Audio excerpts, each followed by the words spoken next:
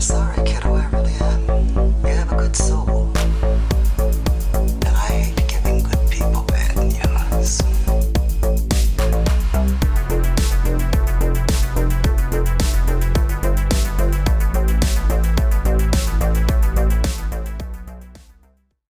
I'm Tony, he's Mike, and because you seem to enjoy it when we watch chick flicks, Mike and I watched 1987's Dirty Dancing. Coming of age chick flicks. Ah, well, there you go. She thought it would be just another summer vacation, Who's that? They're the dance people. but it turns out to be the time of her life. Watch me now! He teaches her what she can do. She shows him all he can be. You gotta stop it now. I know what I'm doing, Penny. What they learn from each other feels too good to be wrong. Dirty Dancing. Starring Jennifer Grey, Patrick Swayze, the Swayze, Jerry Orbach, and Who's Jerry Orbach? Jerry Orbach's the dad, Okay. who went on to Law and Order fame. Okay. Dun, dun. And Cynthia Rhodes. thank you. Who's a very underappreciated talent. Yes. And then also has the guy that plays the evil businessman in Rad. Oh, you're That's- right. that's him. You're right. Wow. Yeah. Wow. So he's always been a son of a bitch, even back in the 60s. He doesn't play some bitch in this one. He's Take us through the this plot. guy here. So it's summer of 1963. Jennifer Grey's family is going to this resort. The Catskills. It's not called the Catskills. The Catskills is a mountain range in upper New York, and that's where a lot of resort towns are. So it's kind of Okay. like Aspen. So anyways, they go there. Jennifer Grey sneaks off at one point during. She's supposed to like help in doing props and doing things and shit like that Yeah. for the show. They're trying to hook her up with one of the guys, the grandson of the guy that actually owns. The establishment. Yeah. Doc, I want you to meet someone. My grandson, Neil. Goes to the Cornell School of Hotel Management. Oh, baby's starting Mount Holyoke in the fall. Oh, great. But anyways, so she sneaks off and discovers the staff's quarters, and she runs into Johnny's buddy or his cousin. I think it's his cousin. Yeah. I forgot his name. Doesn't matter. So he takes her up there, and he walks in, and here's all the entertainers dancing dirty. Hence the name Of the Dirty film. Dancing. And from there, shenanigans ensue.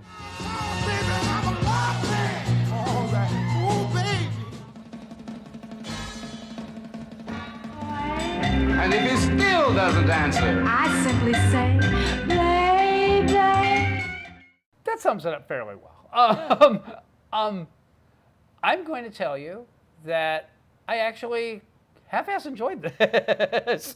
I did too. It's a far smarter film than it's given credit for. And this is a movie that has a reputation. And this is one of those, like, if you're our age or in the age bracket of this, every girl you know has seen it. Probably multiple times Yes. in the movie theater. Yes. Number one. Oh, it's the soundtrack. And every guy that you know either has refused to see it or was dragged to go see it. And then they had to complain to their buddies. Oh, she took me to go see Thursday. You enjoyed it. Don't even lie about it. You actually were watching it and going, hey, wait, this isn't a bad movie. Because it's not a bad movie. And if you can't get over that, that's on you, not on the Swayze.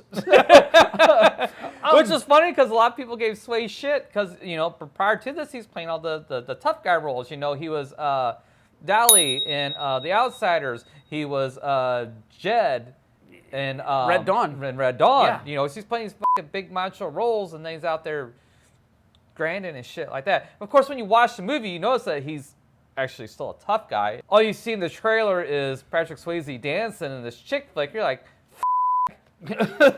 Funny story.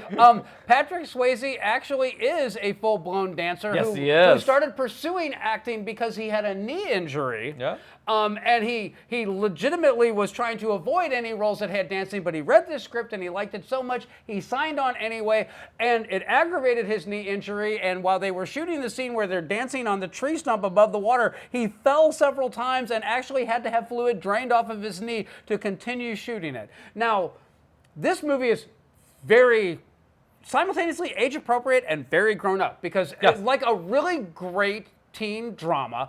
It does not child up what it's really like to be a teenager.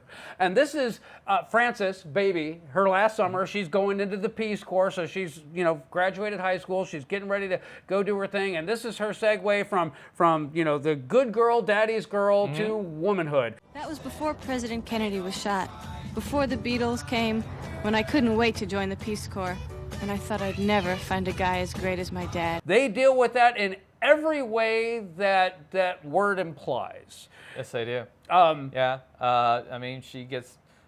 We're assuming she gets deflowered here. Oh no, but she did 3 times. So. Well, oh, you mean it's implied that she's a virgin. Yes. You know, so more than likely she probably was. Just, you know, Johnny was probably her first thing, but it also introduces, you know, what's her name? Penny. Penny. Yeah. Getting knocked up and how that was a taboo thing. Yeah. Well, still is a kind of taboo thing. Oh, God, it's hopeless. Don't say that. There's got to be a way to work it out. Baby? Is that your name? Well, you know what, baby? You don't know shit about my problems. Shit they have to go through, you know, try and get an abortion, a botched abortion. Yeah. At the hospital, call the police. You made me promise. He didn't use no ether, nothing. I thought you said he was a real MD. The guy had a dirty knife and a folding table. You have the sibling rivalry thing, and I loved that scene where she basically was like, you know, Daddy listens to me now, not you. Come on. You don't care about me. You wouldn't care if I humped the entire army, as long as they were on the right side of the Ho Chi Minh Trail. What you care about is that you're not Daddy's girl anymore. He listens when I talk now. And I also love the reconciliation between the two of them that comes later in the film. The other thing that I enjoyed was that there is this here's the rich people that vacation in the Catskills, and then here's the people that have to work there and cater to these people and you know, basically bend to their every whim. Yeah, you're second-class citizen. Yes, essentially, yes, the servant class, for lack of a better term. And not only that, but going back to adult themes, you know, they talk about too, like how they're supposed to serve and take care of the customers. Yes. And all that is implied. Keep your fingers out of the water, your hair out of the soup, and show the goddamn daughters a good time. All the daughters.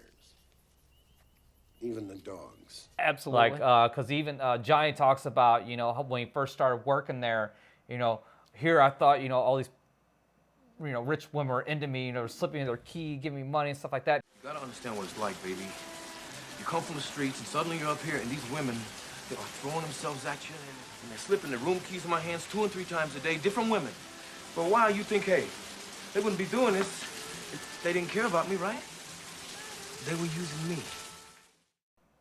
God, this is a dark movie. When you really get into it, it's like there's so many dark themes that are addressed, but they're addressed in an appropriate and it's unflattering, but it's unglamorized at the same time manner. It's just very matter of fact through a lot of this stuff.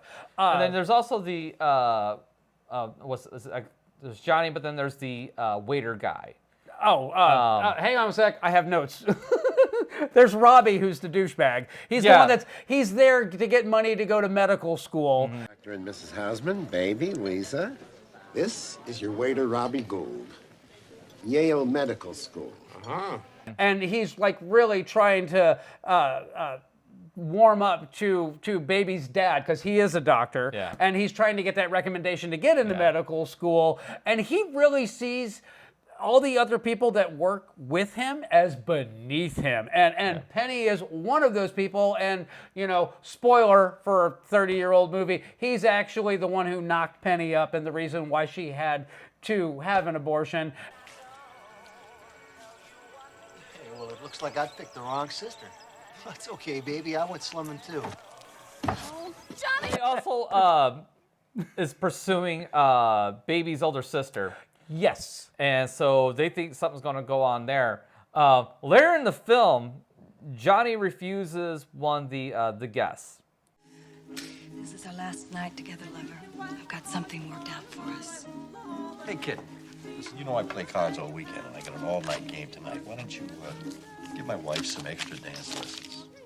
I'm sorry, Mr. Pressman, but I'm booked up the whole weekend, you know, with the show and everything, so I won't have time for anything else. And so she ends up hooking up with Robbie, yes. Robbie later, and then baby sister walks in on them. Yeah. Yeah, well, baby sister had decided that tonight was going to be the night that she was going to be deflowered by Robbie because he's such a groovy dude and he's going to medical school and Daddy just loves him.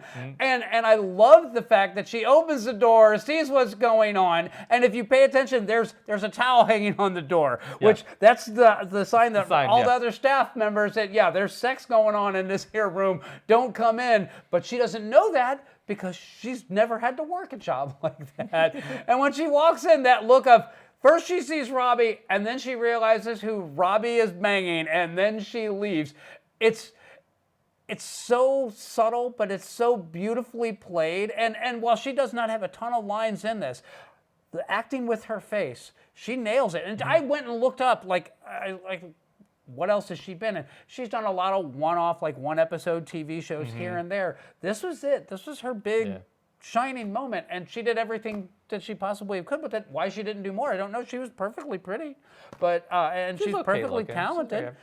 Speaking of perfectly average-looking things and talent, let's talk about Jennifer Grey here for a second, because Jennifer Grey puts on an amazing performance in this movie. Yes. She really carries this film. I mean, don't get me wrong, Patrick Swayze is great in this film. Yes. Absolutely.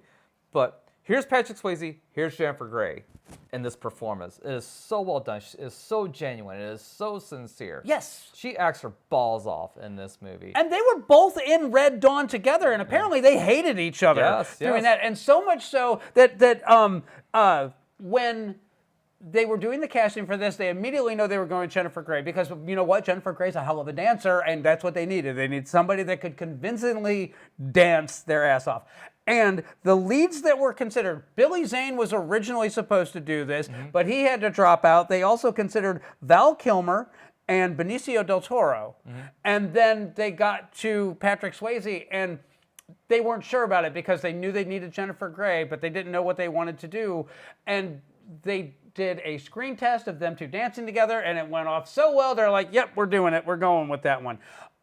Other thing about this film is that at a time when the average film budget was $12 million, they agreed to do this film for half the budget because nobody wanted to back it. Because the writer, she did not want any changes made to her script. She fought like hell, even cutting that budget down, and they got a first-time director who had done commercials and music videos, and they produced a film that went on to do $64 million in the United States and $214 million worldwide. And that's 1987 money. Yeah. So, and that's not even including the video rental sales and all that stuff after the fact. Soundtrack sales and all that stuff after the fact. I mean, this is a massive hit.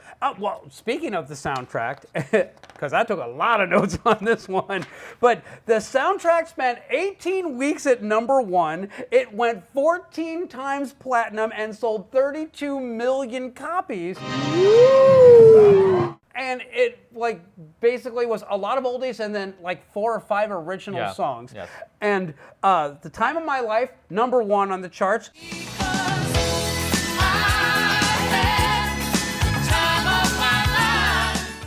She's Like the Wind, #3 on the charts. Sung by the Swayze. Just a fool to believe I have anything she needs. She's like the wind.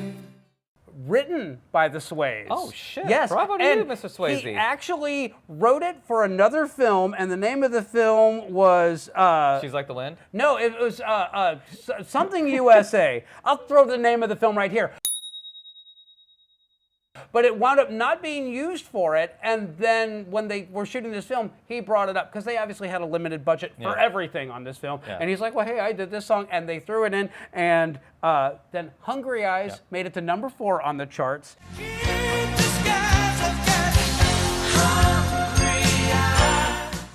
And this film actually spun off a TV series and a musical. And hey, guess what? In 2025, Jennifer Grey is reprising her role, and there will be a sequel to this film. Why? I don't know. But no, it's too fucking late. No, it's 40-some years later. No. I got nothing. I'm just saying that's what's happening. But Jennifer Grey's performance, she both delivers lines convincingly, and she acts with just her face. Yes. When there's no dialogue, she is spectacularly good at acting with her eyes. And her not enough good stuff can be said about her performance. And she's also perfectly cast in that she's attractive, but she's not too attractive. And you kind of get it where you know, she comes from a well-to-do family, and here's Johnny, and he's the best-looking guy that works there, and that's He's the best-looking guy there. Period. So, I mean, it's Patrick Swayze. But Cynthia Rhodes is underappreciated in this film as well. Yes. Cynthia Rhodes kills it because there's a little exchange. There's a scene where she's like they're doing wig try-ons. It's like some event or some activity that they have in the Catskill, and Johnny shows up and says something to her like, hey, you got a class coming up, and the class breaks up, and Baby goes up to Penny and she goes, So you're really a Rockette. I think you're a wonderful dancer. because she's impressed with how well she dances and how personable she is and all that. And her response is something along the lines of, I was thrown out at 16. Yeah, well, my mother kicked me out when I was 16. I've been dancing ever since. It's the only thing I ever wanted to do anyway. It's not done to punch Baby in the face. It's kind of done to be like, you know what, there's this notion of what you think my life is like, and then there's the reality of what my life is like, and those two things are not your little teenage dreamland at all. Well, you know what, baby? You don't know shit about my problems. Going to say that Jennifer Grey has just so much ability, so much talent. She's so likable, and she's so every woman in this. And not only this, but like every role that she did, she was basically the every girl, you know. I don't remember her doing much after this. What did she do after this? She got a nose job. And all of a sudden, her recognizability dropped. She did a sitcom, and like the ongoing joke for that sitcom was, no, I am Jennifer Grey. Well, you don't look like her. Well, I had a nose job. You know, I understand that, you know, she wasn't thrilled with her nose, but her nose is what gave her character. It also is kind of what made her that every girl. She was pretty, but she wasn't too pretty. She wasn't Cynthia Rhodes, unattainable pretty. She was the girl next door. But at the same time, I say this, and I'm thinking, I look at Jennifer Grey, and I'm thinking, Jennifer Grey was gorgeous, and she had a stellar body, and she was amazingly talented, and she was a phenomenal dancer. So I get it, but at the same time, I wish that she hadn't, because she reminds me a lot of Meryl Streep, when Meryl Streep was really young. When you see Meryl Streep in like The Deer Hunter and all of her early roles, Jennifer Grey looks like her. And it's just that plastic surgery that kind of really, people were like, who the hell is that? That's not Jennifer Grey. I know what Jennifer Grey looks like. So it was, I understand it on a personal level, but it was a bad call on a professional level. And we could have seen some truly, I would have loved to have seen Jennifer Grey unaltered in her 30s doing movies that would have, you know, used a character like her, because honestly, Sarah Jessica Parker is who wound up getting slotted into all those roles, because Sarah Jessica Parker was attractive and did have a pretty bad, and she did have kind of an awkward nose, so she was that every girl.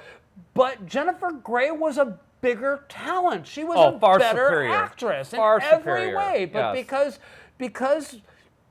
and don't get me wrong, Jennifer Grey's nose job looks stunning. Oh, she's gorgeous. Absolutely gorgeous, but it made her a little bit more to the unattainable realm, and so it's a crime. It's just a flat out crime. Yeah. Nobody puts baby in a corner. This I thoroughly enjoyed this film. It had infinitely more depth than I remember it having, and it's been a hot minute since I've seen this film. But even beyond that, the soundtrack, as cheesy as some of these songs are, in the context of the film, they fit perfectly with what's going on screen. It's the soundtrack's great, but it's also a sin, because when they put the contemporary songs in the movie, it's very jarring. Yeah, because it's a period piece. Number one, so 1963. all the other music in there is from that time period.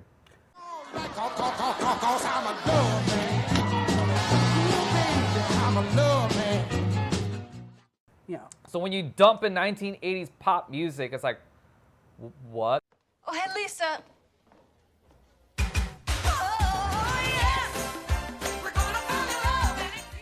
It works, but it doesn't work. And I know why they did it. They did it so they can get the soundtrack out there and sell 1 million copies.